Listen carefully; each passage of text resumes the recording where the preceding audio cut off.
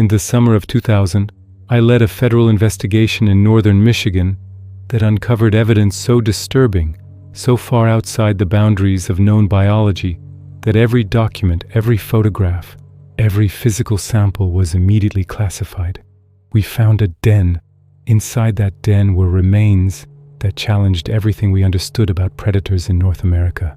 The Bureau sealed the investigation within 48 hours. They relocated the team and buried what we found. I carried a badge for 23 years after that summer, but I never stopped looking over my shoulder. So before we continue, make sure you subscribe and let us know where you're watching from. Thanks. The case began as routine missing persons in forests northeast of Grayling. 3 hikers vanished over 6 weeks. Local law enforcement requested federal assistance after the 3rd disappearance. The pattern was wrong. These were experienced outdoorsmen who knew the terrain. The weather had been mild all season. None had any history of mental illness or suicidal ideation. They simply walked into dense pine forests and never walked out. I arrived in early July with a small team specializing in wilderness crime scenes. We established operations in a ranger station with access to topographic maps and detailed trail systems. The local knowledge would prove essential. The first thing that struck me was the attitude of the locals. They were cooperative on the surface but deeply evasive about certain subjects. They answered our questions with careful precision while avoiding specific topics entirely. When I asked about unusual animal activity in the region, conversations died. People found reasons to leave. The few who stayed changed the subject quickly. Forest Service personnel were slightly more direct but still guarded. They mentioned reports of strange vocalizations at night, sounds that didn't match any known species in Michigan, calls that seemed to come from multiple directions simultaneously, hunters who'd stopped using certain areas without explanation. We began by meticulously retracing each victim's last known movements. The first was a bow hunter who'd filed a detailed trip plan with his family. He knew this forest intimately, had hunted here for 15 years without incident. His truck sat at a trailhead with all gear still inside. Bow, knife, and day pack were the only items missing. No blood evidence, no signs of struggle or forced entry. Just an abandoned vehicle that had sat there 3 full days. The second victim was a wildlife photographer with years of experience. She'd been documenting autumn bird migration patterns for a conservation group. Her equipment was top tier, her reputation solid, her field skills beyond question. We found her camera hanging from a tree branch 2 miles from her campsite. The strap had been severed cleanly, almost surgically. The camera body showed no damage, but the memory card was gone, deliberately removed. The 3rd disappearance occurred just days before our arrival. A forestry student conducting graduate research on old-growth timber patterns. He'd maintained regular check-ins with his university advisor until he suddenly went silent. His camp was completely intact when we found it. Research notes were organized meticulously on a folding table. His sleeping bag was rolled out in the tent. Coffee mug still sat on a camp stove. Everything suggested he'd be back any moment.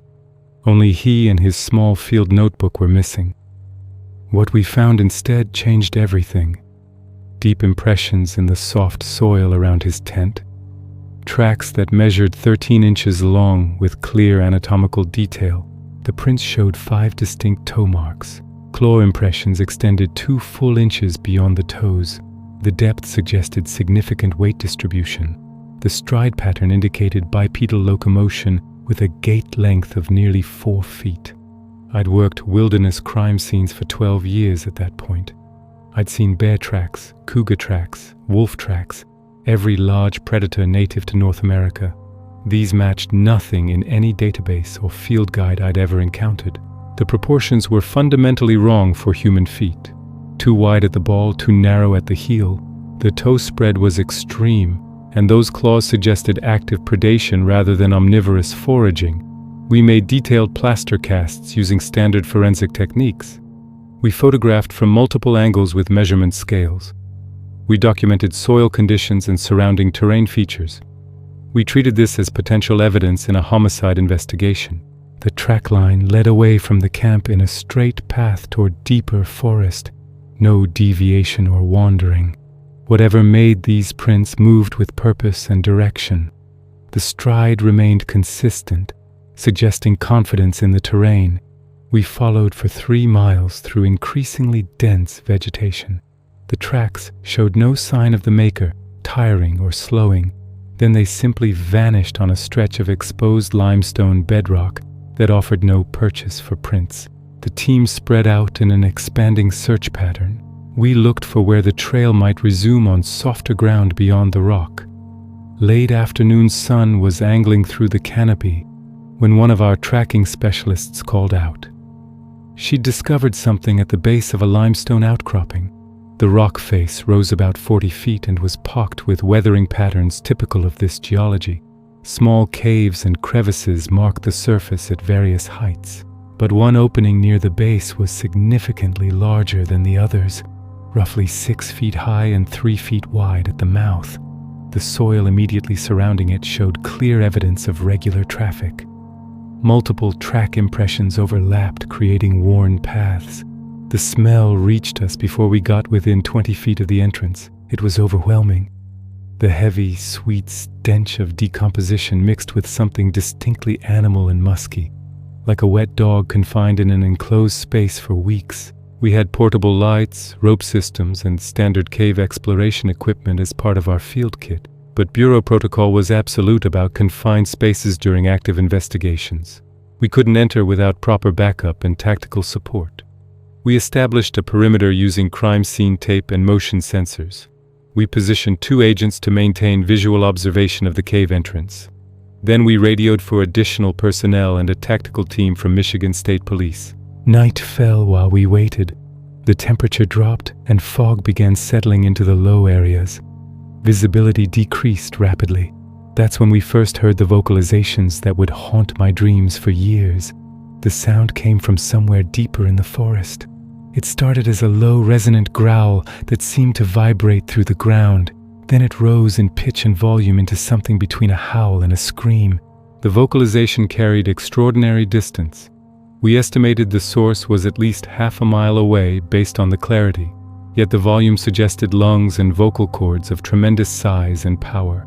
The sound repeated twice more over the next hour. Each time it came from a different direction relative to our position. Northeast, then northwest, then due west. Whatever was making these calls was circling us in a wide arc. The tactical team arrived shortly after midnight with thermal imaging equipment, night vision, and additional lighting systems. The team leader was a veteran with 20 years of experience in wilderness operations. Even he looked unsettled by the situation. We held a brief operational meeting and decided to enter at first light. Night operations in unknown cave systems with potential hostile wildlife were too dangerous. We would maintain the perimeter through the night and move in at dawn. Dawn came with heavy fog settling in the valleys and low areas. Visibility was poor beyond 50 feet. We assembled at the cave entrance with full tactical gear, body cameras recording everything, weapons loaded and ready. The opening appeared wider up close than it had seemed from a distance. Once we moved inside, it opened into a passage that descended at a gentle but steady angle. The limestone walls were damp and cold to the touch. Sections of the wall were covered with a dark substance that our lights revealed to be dried blood. Not fresh, but not ancient either. Multiple layers suggested repeated applications over time. The pattern was consistent with something being dragged along the walls. The smell that had been strong at the entrance became almost unbearable as we penetrated deeper. We were forced to use respirators to continue. The air was thick and stale, suggesting poor circulation in the cave system. The passage curved gradually to the left and widened. After perhaps 80 feet of descent, it opened into a chamber. The space was roughly circular, maybe 30 feet across. The ceiling rose to about 12 feet at the center. What we found in that chamber justified every moment of caution and preparation. It also became the single piece of evidence that would lead to immediate classification of the entire investigation. The floor was covered in bones, human bones mixed with deer, bear, smaller mammals, even some bird skeletons. They were scattered in piles and arrangements that suggested this space had served as a feeding site, not for days or weeks, for months or possibly years. Many bones showed clear tooth marks. long, deep scores in the dense cortical bone tissue. The scoring pattern indicated powerful jaws with large teeth capable of applying tremendous force. Some bones had been cracked open for marrow extraction. Others had been gnawed systematically. The pattern of damage was consistent with a large carnivore, but with disturbing precision in how the remains had been processed. This wasn't frenzied feeding. This was methodical consumption. Against the far wall of the chamber, we found 3 bodies. They were in various stages of decomposition. 2 were too deteriorated for immediate visual identification. Soft tissue was mostly gone, leaving partially articulated skeletons. The 3rd body was fresh enough that we recognized him as the forestry student who'd disappeared less than a week earlier. The condition of the remains suggested he'd been alive when brought to this place. The trauma patterns were horrific. Massive force trauma to the torso and throat, multiple ribs fractured in patterns consistent with bite pressure. The throat showed evidence of crushing trauma that had severed the carotid artery and jugular vein. The medical examiner would later determine that death had been rapid but not instant. The wounds matched attack patterns from an animal with jaws powerful enough to crush human skeletal structure, but the precision suggested intelligence behind the violence. Then we discovered something in the deeper recesses of the chamber that forced us to confront possibilities we'd been trained to dismiss. Along a natural shelf in the limestone wall were items that had clearly been taken from victims. Watches with leather bands, wallets, some with identifications still inside, pieces of clothing folded or arranged, the missing camera memory card, a compass, a hunting knife, a small leather journal that matched descriptions from the first victim's family. These items were not randomly scattered or accumulated. They were arranged with deliberate care, lined up in rows as if being displayed, each item placed with obvious intent and attention. This was not the behavior of a scavenger animal attracted to shiny objects. This was purposeful collection. This was trophy-taking. This was clear evidence of intelligence and cognitive processing beyond anything we associated with predator animals. This was behavior that suggested awareness, memory, and possibly even symbolic thinking. We documented everything using standard forensic photography protocols. Multiple angles, measurement scales and frame, detailed close-ups of specific items. We collected samples of biological material from the walls and floor for laboratory analysis. We began the careful process of recovering human remains for formal identification and autopsy. Each bone was photographed in situ before collection. We maintained chain of custody documentation for every sample and piece of evidence. As we prepared to exit the chamber and call for additional forensic support, one of the tactical officers noticed movement. His thermal imaging unit was picking up a heat signature in a side passage we hadn't yet explored. The signature was large, approximately 8 feet tall and 3 feet wide at the shoulders. The thermal showed it was warm-blooded and moving steadily away from our position, moving deeper into the cave system rather than toward the exit. The decision to pursue was made in seconds. We couldn't leave a potential threat active in the area with no knowledge of its nature or capabilities. We needed positive identification. 3 tactical officers and I moved into the side passage. The rest of the team remained to secure the main chamber and continue evidence collection. We moved in tactical formation with weapons raised and thermal imaging tracking the signature ahead. The passage narrowed quickly, forcing us into single file. The thermal signature maintained its distance. It moved with surprising speed through terrain that should have been difficult to navigate in complete darkness. The creature, whatever it was, knew this cave system intimately. We followed for what felt like a long time but was probably only 200 yards. The passage twisted and turned, rose and fell.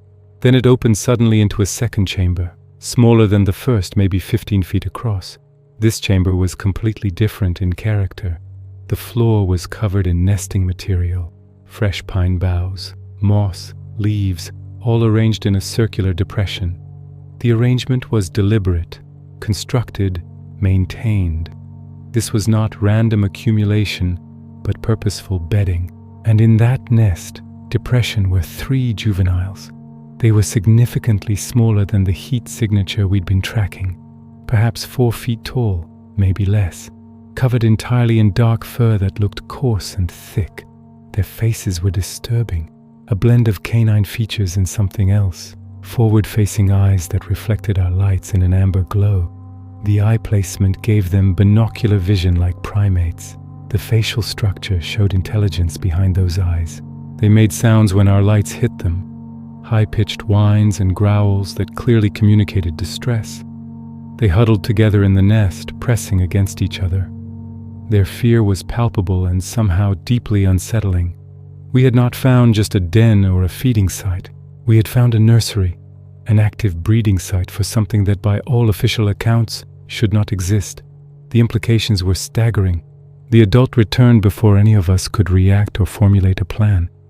It came from behind us, from a passage we hadn't noticed in our focus on the juveniles, a passage that connected back to some other part of the cave system. The first indication was sound, a deep growl that resonated through the rock itself. I felt it in my chest cavity before I actually heard it.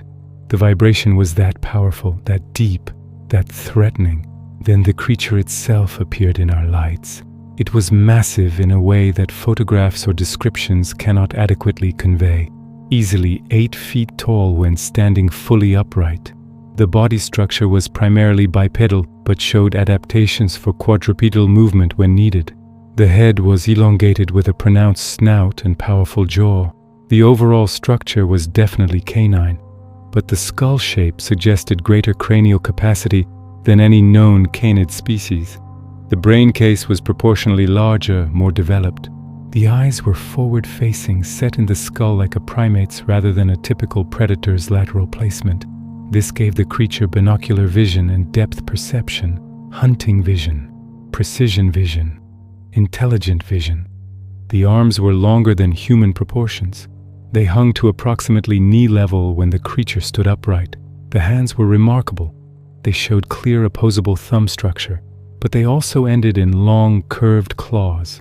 The fur was dark brown, nearly black in the beam of our tactical lights. It covered the entire body with the exception of the palms of the hands and the face. The facial skin beneath the fur was dark, almost leathery in appearance. The musculature was extraordinary. Even through the thick fur we could see the definition of muscle groups. The shoulders, back and legs showed development suggesting strength far beyond human capability. This creature could tear a person apart without significant effort. But what struck me most profoundly were the eyes. They held unmistakable intelligence. They assessed us with calculation. They moved from face to face, evaluating each of us individually, evaluating threat level, capabilities, intent. This was not an animal operating purely on instinct and conditioning. This was a creature capable of tactical thinking, capable of assessment and decision-making, capable of restraint when restraint served its interests. The standoff lasted perhaps 15 seconds. It felt like hours. Time seemed to compress and expand simultaneously. The creature stood between us and the juveniles. Its protective intent was absolutely clear without any need for interpretation. None of us raised our weapons. We had not come here to kill anything. We were investigating disappearances, not hunting game. But more importantly, we all understood instinctively that confronting this creature in an enclosed space would be catastrophic. Even if we succeeded in killing it, which was far from certain given its size and apparent strength, we would likely suffer casualties. The tactical officer leading our element made the only reasonable call. We would withdraw slowly and carefully. We maintained eye contact as we backed toward the passage. We moved in coordinated fashion with weapons lowered but ready. The creature watched but did not follow. It remained in its protective position between us and the young. It held that position until we were completely out of sight in the passage. Then we heard it move, not toward us but toward the juveniles. We heard vocalizations lower and gentler than the warning growl, communication between parent and offspring. We regrouped in the main chamber with the rest of the team. The immediate decision was unanimous. We needed to evacuate this cave system. Whatever we had encountered was beyond our current capability to handle safely. We needed specialized equipment.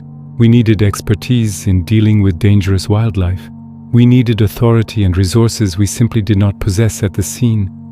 We needed to report up the chain of command and receive guidance. We sealed the cave entrance using portable barriers and additional crime scene materials. We established an expanded perimeter with state police support. Then I personally called Bureau headquarters on a secure line and filed a preliminary report. What happened over the next 48 hours felt surreal and deeply wrong. It felt like watching procedures I thought I understood being subverted by protocols I'd never known existed. It felt like crossing a line I hadn't known was there. A team arrived from an agency I'd never heard of in 12 years with the Bureau. Men and women with federal identification that showed department names not appearing on any organizational chart I'd ever seen. No uniforms but military-grade equipment. They took control of the site immediately and completely. They ordered all local and state law enforcement personnel to withdraw to a 5-mile perimeter. No exceptions. No negotiations. The authority they carried was absolute. Our team was separated and debriefed individually. The debriefs lasted hours. Every detail of what we'd seen was extracted, documented, and classified. Our equipment was confiscated. Every camera, every recording device, every note we'd taken. We were required to sign documents that classified everything we'd witnessed under national security protocols. The provisions included criminal penalties for any disclosure. We were told explicitly that our careers and our freedom depended on maintaining silence. I watched from our distant perimeter as they entered the cave system with specialized equipment I'd never seen. They wore containment suits. They carried sophisticated monitoring gear. They moved with the precision of people who'd done exactly this before. They were inside for 6 hours. When they emerged, they carried multiple sealed containers. I assumed these held biological samples, possibly tissue, possibly blood, possibly remains of the juveniles, though I never received confirmation of what actually happened down there. Then they brought in explosive specialists. They collapsed the cave entrance using controlled charges that brought down tons of limestone. The detonation was precise, calculated to seal the system permanently without causing damage beyond the immediate area. But they didn't stop there. They excavated the collapsed entrance. They hauled away every piece of rubble. They brought in fill material that matched the surrounding geology. Within 3 days, there was no physical evidence that a cave had ever existed at that location. The official report that came down from headquarters listed the 3 missing persons as victims of animal predation.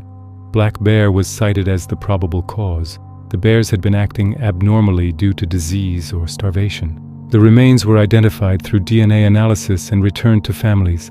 Closed caskets, death certificates cited natural causes in wilderness areas. The families received closure of a sort, but it was closure built entirely on lies. The local community accepted the explanation because they wanted to believe their forests were safe. They wanted to believe what happened was an aberration, a tragic accident, bad luck combined with unusual circumstances. They wanted normalcy. The hunters and foresters who knew better stayed silent.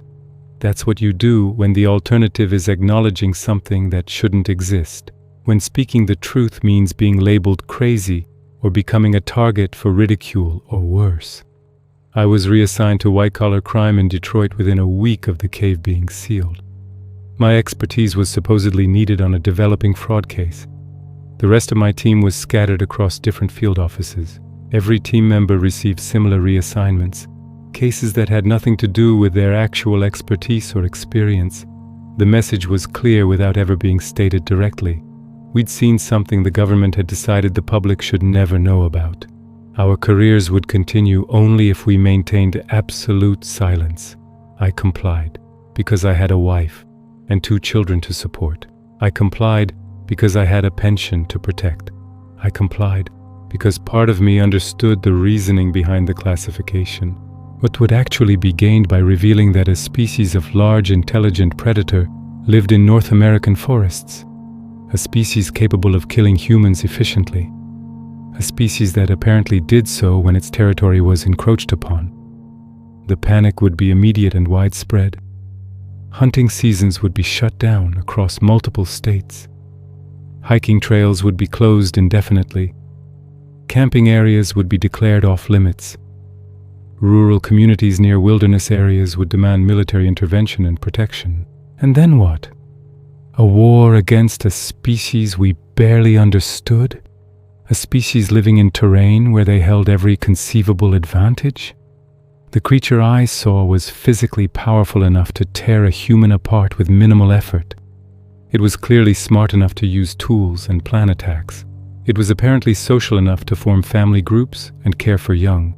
Hunting these creatures to extinction would be difficult, extraordinarily costly, and morally questionable at best. So the decision was made at levels far above my security clearance to bury the evidence completely, to maintain the comfortable myth that such creatures did not exist. The forensic samples we'd collected were placed in cold storage facilities. These facilities officially contained biological evidence from other cases, unsolved homicides, missing persons, generic categories that attracted no particular attention. The photographs and video were locked in digital archives with encryption that made them effectively inaccessible. The paperwork was filed under classification levels that ensured only a handful of people with appropriate clearances would ever have access, and those people had no incentive whatsoever to share what they knew. Over the years that followed, I tracked similar cases through the database access I retained. Reports of unexplained disappearances in wilderness areas, particularly concentrated in the Great Lakes region and the Pacific Northwest. Cases where search parties found tracks that didn't match known animals, where human remains showed trauma patterns inconsistent with bear or cougar attacks, where witnesses described creatures that official reports systematically dismissed as misidentifications or deliberate hoaxes. The pattern was absolutely clear to anyone who knew what to look for and had access to the right data. These creatures were not isolated to Michigan. They existed in small, scattered populations across forested regions with minimal human presence. I began to notice something else in the pattern of incidents. Most disappearances and encounters occurred during specific seasons, primarily late spring and summer. This matched the timing when juveniles would be most vulnerable and adults most aggressively protective. The attacks were not random predation driven by hunger. They were territorial defense driven by protection of young. People wandered too close to den sites. People crossed paths with family groups during vulnerable periods. They paid for those accidents with their lives. In the few cases where witnesses survived encounters and reported them, they described creatures standing upright on two legs, watching from distances, making vocalizations that sounded deliberately communicative, exhibiting intelligence and awareness that went far beyond normal animal behavior. I retired from the Bureau in 2023 after a career that officially showed consistent performance in organized crime and financial fraud investigation. My personnel file made absolutely no mention of Michigan, no mention of summer 2000. Those months simply didn't exist in my official record. My security clearance was revoked as part of standard retirement procedures. With it went my access to the classified files I'd helped create. But I'd kept copies of certain materials over the years, small items that wouldn't be missed from evidence logs, one of the plaster casts, some photographs I'd printed before my camera was confiscated, digital files on drives secured in locations where no one would think to look. I kept them because I believed that eventually the truth would need to come out. What I saw in that cave fundamentally changed my understanding of the natural world, changed my understanding of humanity's place in it. We are not the apex predator we believe ourselves to be in every environment. There are places where something else holds that position, something that has adapted to avoid us while living alongside us, something that kills when necessary for survival and territorial defense, but otherwise remains carefully hidden. The question is not whether these creatures exist. I know with absolute certainty that they do because I looked one directly in the eyes and saw my own mortality reflected back. The question is what happens when their populations grow? What happens when their habitat continues to shrink due to development and climate change? What happens when encounters become too common to suppress through the current protocols? That day is coming, probably sooner than the government wants to acknowledge. There are people in government who monitor this issue full-time, who track reports and manage containment when incidents occur. They have detailed protocols for site sanitization. They have procedures for witness management. They maintain the lie because they believe it serves the greater good. But lies compound over time, Evidence accumulates in ways that become progressively harder to control. The advent of trail cameras with better resolution, drone photography reaching previously inaccessible areas, ubiquitous personal recording devices means eventually someone will capture proof that cannot be easily dismissed. When that day comes, the decades of official denial will make the revelation far more damaging than if the truth had been acknowledged earlier. Trust in institutions will take another significant hit. The creatures themselves will become targets of fear-driven campaigns. I think often about the juveniles we found in that den. They would be fully grown by now, more than 20 years later, capable of having their own young, possibly already breeding and raising the next generation. How many generations have passed since 2000? How many more dens exist scattered across wilderness areas from Michigan to Washington? The creatures we encountered showed clear signs of complex social structure and learned behavior transmitted culturally between generations. They knew to avoid areas with high human activity and regular traffic. They knew to dispose of evidence by consuming remains as completely as possible. They knew to eliminate witnesses who might report encounters. This wasn't instinct. This was learned knowledge. The Bureau's official position remains unchanged. Large bipedal predators do not exist in North America. Every report is investigated perfunctorily and dismissed, usually attributed to bears standing upright or to exaggerated accounts from unreliable witnesses with overactive imaginations. The evidence I saw with my own eyes officially never happened. The casts I made of those tracks don't exist in any evidence room. The photographs of the chamber and its contents were never taken. The families of victims receive sanitized explanations. They never knew their loved ones died in a predator's den. They never knew the government made a conscious decision to hide the truth rather than risk public panic. I struggle with the morality of that decision even now. On one hand, I understand the practical arguments for maintaining secrecy. The alternative really is chaos, vigilante hunting parties, probably the extinction of a species that has somehow managed to survive for centuries in the margins of human expansion. On the other hand, people deserve to know what dangers exist in wild spaces they choose to explore. They deserve to make informed decisions about risks they're taking. The current policy robs them of that choice entirely. It ensures that more deaths will occur, because hikers and campers have no knowledge to help them avoid certain areas or recognize dangerous signs. They walk into hazardous situations with no preparation or awareness. The creature I saw in that cave remains the single most vivid memory of my entire career. The sheer size and power of it. The intelligence burning in those amber eyes. The calculated restraint it showed in not attacking us when it clearly could have. It knew we represented a threat. It assessed that threat and made a tactical decision. It prioritized protecting the young over engaging in unnecessary violence that might result in its own injury. That level of reasoning was more disturbing than mindless aggression would have been. Since retirement, I've corresponded quietly with others who had similar experiences. Former park rangers who found tracks and saw things they were explicitly ordered not to report. Wildlife biologists who documented evidence that was immediately confiscated by federal agents.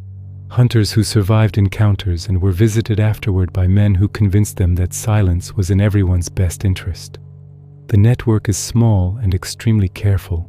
We communicate through methods designed to avoid digital surveillance. The information we share collectively paints a picture of a species existing in numbers far larger than the government publicly acknowledges. Best estimates suggest several thousand individuals spread across wilderness areas in North America.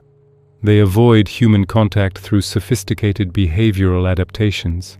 They hunt primarily at night. They favor terrain that's difficult for humans to access. Most of their diet consists of deer and other large mammals. Human predation is relatively rare, occurring mainly during territorial violations. I am sharing this now because I believe the time for secrecy has passed. I'm old enough that threats that once kept me silent no longer carry the same weight. My family is financially secure. My pension is protected.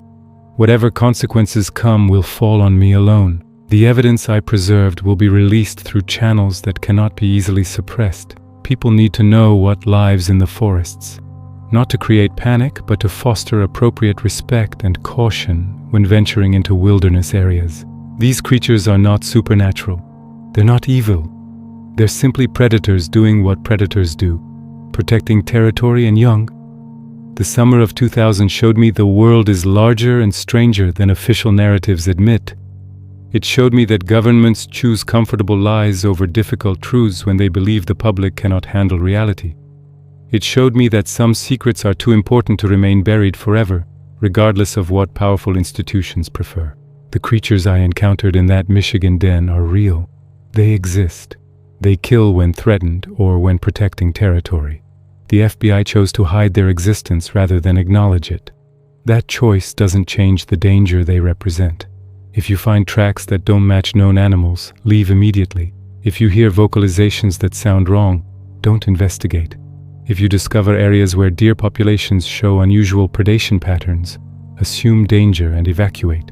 These creatures are intelligent enough to flank you, patient enough to stalk you for miles, powerful enough to kill before you can react. Don't assume safety because you're armed or experienced. They're not myths. They're biological reality the government decided you shouldn't know about. The den we found in Michigan was destroyed, but others exist. The creatures we encountered had young that are now adults with their own families. The population is stable, or possibly growing as climate change pushes them into new territories. Eventually, encounter frequency will reach a point where suppression becomes impossible. When that happens, remember I tried to warn you. Remember the evidence existed and was deliberately hidden. Remember people died because truth was considered too dangerous to share. The classification was supposed to be permanent. Files sealed for 75 years, long past when anyone involved would be alive to face consequences. But technology changed the equation. Information wants to be free. This is my leak. I don't expect everyone to believe me. The story is too strange, the implications too disturbing. My lack of presentable physical evidence allows skeptics to dismiss this as fabrication. But there are people reading this who've had their own encounters.